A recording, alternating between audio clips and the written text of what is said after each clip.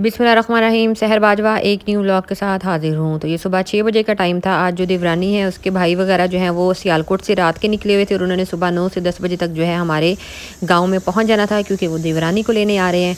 तो यहाँ पर मैं रसमलाई बना रही मेरी सास रसमलाई बना रही थी। देवरानी जो है सुबह नाश्ते का बंदोबस्त कर रही थी और सहन में कुछ मौसम इस तरह का हो रहा था। सुबह के टाइम काफ़ी बादल थे। हस्बैंड और बेटा जो है वो अपने लिए बिज़ी हैं और नाश्ते का वेट कर रहे थे। फिर उसके बाद जो है वो नाश्ता भी तकरीबन जो है वो बन चुका था। जब नाश्ता वगैरह बन गया उसके बाद जो है यहाँ पर जो है देवरानी ने नाश्ते के लिए जो सालन बनाया था वो था चनों का और चिकन का। तो ये जो है बस हीटर के पे दम पे रखा हुआ है। उसके बाद यहाँ पर जो है मैंने कीमा वगैरह बॉयल करके रखा हुआ था दोपहर के खाने के लिए। यहाँ पर जो है एक आमलेट का सालन बना हुआ था। तो 2 से 3 सालन जो है वो सुबह के लिए बनाए, बाकी जो सालन बन रहे थे वो दोपहर के लिए बन रहे थे, क्योंकि मेहमानों ने दोपहर में यहीं पे होना था। तो उनके लिए जो है हम तैयारी दोपहर की कर रहे थे साथ साथ में। तो यहाँ पर जो है वो सालन वगैरह बना हुआ है, प्याज वगैरह कटा हुआ है, ऑनियन वगैरह जो है। और यहाँ जो है मैंने कहा दम अगर फाइनल हो गया है तो फिर मैं हीटर को जो है वो बंद कर दूँ। तो जो सुबह के नाश्ते के सालन का लुक जो है वो कुछ इस तरह का था। और सुबह तकरीबन 7:30-8 बजे का टाइम हो रहा था।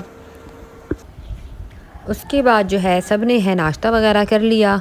तो नाश्ता करने के बाद जो है मैंने सोचा अब एक जो है देगची उतार कर यहाँ पर जो है मैं चाय रख लेती हूँ, ताकि सब जो है वो चाय वगैरह पिएँ।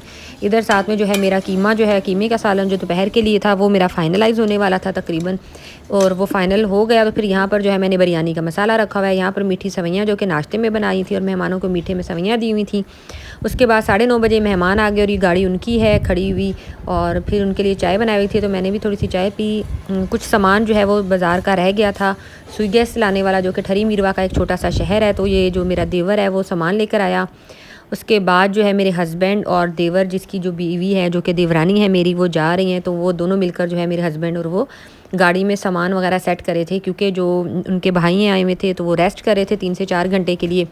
तो वो दोनों मिलकर जो है वो सामान वगैरह रख रहे थे, ताकि जब वो उठें तो फिर उनके लिए मसला ना हो और सामान वगैरह ऑलरेडी पहले से सेट हो। तकरीबन खाना वगैरह भी हमारा यहाँ पर ऑलमोस्ट डन था। ये कीमा बना हुआ था दोपहर के लिए, और इसमें जो है बिरयानी का मसाला रखा हुआ था। तो बस, और यहाँ पर जो है कोरमा बनाया हुआ था। तो बस खाना वगैरह जो था तकरीबन जो है अप्रॉक्सीमेटली रेडी था।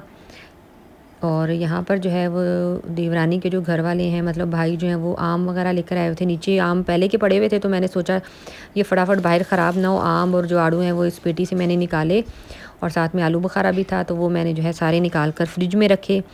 और फ्रिज की सेटिंग जो है वो कुछ इस तरह की थी। उसके बाद ये जो है ना हमारा अमेरिकन किचन है, पर ये पता नहीं आप लोग उसको क्या कहते हैं, जो लकड़ी को एक कीड़ा लग जाता है।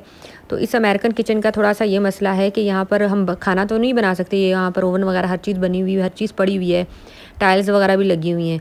पर यहाँ पर जो है ना इनकी जो कैबिन्स है ना ये बहुत जल्दी यहाँ पर ख़राब हो जाती है। लकड़ी के जो दरवाजे और ये चीज़ें यहाँ पर कामयाब नहीं है। तो कुछ ने कहा था कि आपका किचन की जो हालत है वो सही नहीं होती।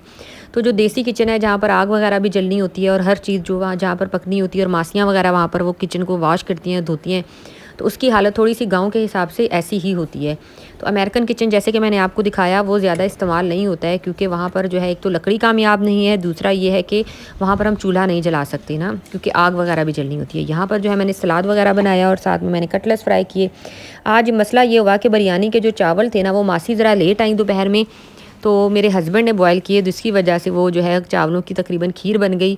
तो वो बिरयानी जो है वो हमारी नाकाम हो गई। इसकी वजह से फिर हमें जो है दोबारा से फ्राइड राइस बनाने पड़े, जो कि मेरी देवरानी ने फिर फ्राइड राइस बनाए। मैंने फटाफट उसको दोबारा से चावल बॉयल वगैरह करके दे दिए। यहाँ पर जो बच्चा है ये आया हुए सियालकोट से, ये मेरी बेटी के साथ खेल रहे हैं, और साथ में जो है मेरा भांजा भी आ जाएगा। तो वो सारे मिलकर जो है वो यहाँ पर सहन में रौनक वगैरह लगा रहे हैं, क्योंकि आपको पता है मेहमान जो होते हैं वो बहुत रौनक होते हैं घर में, और घर जो सन्नाटा होता है वो एक दफ़ा ख़त्म हो जाता है। यहाँ पर देवरानी का भाई जो है वो भी गाड़ी वगैरह की सेटिंग कर रहा था, क्योंकि दोपहर के अब 3-4 बज रहे थे और हम लोग जो है शाम की चाय भी पी रहे थे। ये तकरीबन 4:30 का टाइम है। तो बस उनको खाना वगैरह दे दिया था। अब मैं मेल से, इसलिए मैं वहाँ पर उनकी वीडियो वगैरह शूट नहीं कर पाई। और यहाँ पर अयान भी जो है वो भी खेल रहा है, और जो उमर आया हुआ है वो भी खेल रहा है, रयान भी खेल रहा है। रयान और अयान जो है वो सक्खर जाएंगे, इनके साथ ही वो सक्खर में उतर जाएंगे नानों के पास। यहाँ पर मुस्तजाब बहुत ज़्यादा रो रही थी और उसके बाबा उसको चुप करवाने की कोशिश कर रहे थे, क्योंकि वो कह रही थी कि मैंने जो है जाना है नानों के घर, क्योंकि रयान जा रहा है। तो रयान को भी सवारी मिली हुई थी। यहाँ पर जो है सियालकोट वाले मेहमान जो कि देवरानी भी साथ हैं, तो वो लोग यहाँ से अलविदा हो गए। यहाँ पर सब खड़े होकर उनको अलविदा कह रहे थे। तो बस हम लोग भी उनके लिए दुआई करें कि वो खैर से जाएँ और 2 से ढाई 3 महीने बाद जो है देवरानी वापस आएँगी, तो खैर से वो वापस आएँ। यहाँ पर जो है कज़न वाले भी आए हुए थे, तो वो लोग भी अब जा रहे थे। तो मैं फिर दूसरे घर आई और उनको भी मैंने अलविदा कहा। वो लोग भी हमारे सखर से मेहमान आए हुए थे ये लोग भी। तो ये लोग भी अपनी गाड़ी पे आए थे और ये लोग अब जाने के लिए निकल रहे थे। तो पहले अपने सियालकोट वाले मेहमानों को अलविदा कहा, फिर सखर वाले मेहमानों को अलविदा कहा कि सब जो जहाँ से आए हैं वो खैर से अपने घरों पे पहुँचे। ये रात को जो है फिर हम लोग जब फारिग हो गए मेहमानों से, तो फिर खाना खाने का दिल ही नहीं कर रहा था, क्योंकि सारा दिन गर्मी में बना के पानी पी कर हालत हो गई और थी। भाई किधर गया आपका? वो तो नाना के घर चला गया। नाना के घर आप रो रही थी ना? हाँ। आप कह रही थी मैंने भी जाना है। हाँ तो भाई छोड़ के चला गया। आपको छोड़ के चला गया। तुम कौन वाली आइसक्रीम खाई? ओ बस आज का व्लॉग इतना ही। आज व्लॉग ख़त्म करने से पहले फिर अगेन एक छोटा सा मैसेज कि दुनिया में बहुत लोग खुशकिस्मत इस तरह के भी होते हैं जो सोने का चम्मच मुंह में लेके पैदा होते हैं, और उनको दुनिया में बचपन से ही हर ख्वाहिश उनकी पूरी कर दी जाती है। उनको कोई काम कहा नहीं जाता और बस वो कहा जाता है कि आप जो है आप मुँह से निकालें और आपकी हर चीज़ पूरी हो जाएगी, बल्कि उनको मुँह से भी निकालने की ज़रूरत नहीं पड़ती है। उनकी हर ख्वाहिश उनके घर बैठे उनकी पूरी कर दी जाती है। और कुछ लोग जो होते हैं वो दुनिया के धक्के भी खाते हैं, दुनिया को बाहर देखते भी हैं, जलील भी होते हैं घर से भी और बाहर से भी, पर फिर भी जो है उनकी इज़्ज़त नहीं की जाती। हालांकि मैंने शुरू से सुना था कि जो जॉब करते हैं, जो कमाते हैं, उनकी इज़्ज़त होती है, पर मैंने रियल लाइफ में देखा कि दुनिया में उनकी कोई इज़्ज़त नहीं है। तो बस ये होता है कि उनको बल्कि टॉन्ट किया जाता है, टीस किया जाता है, उठते बैठते उनको ताने किए जाते हैं और उनको ज़िंदगी में ये बोला जाता है कि आप कंप्रोमाइज़ करें, आप कंप्रोमाइज़ करें। तो बस आज का मैसेज इतना ही।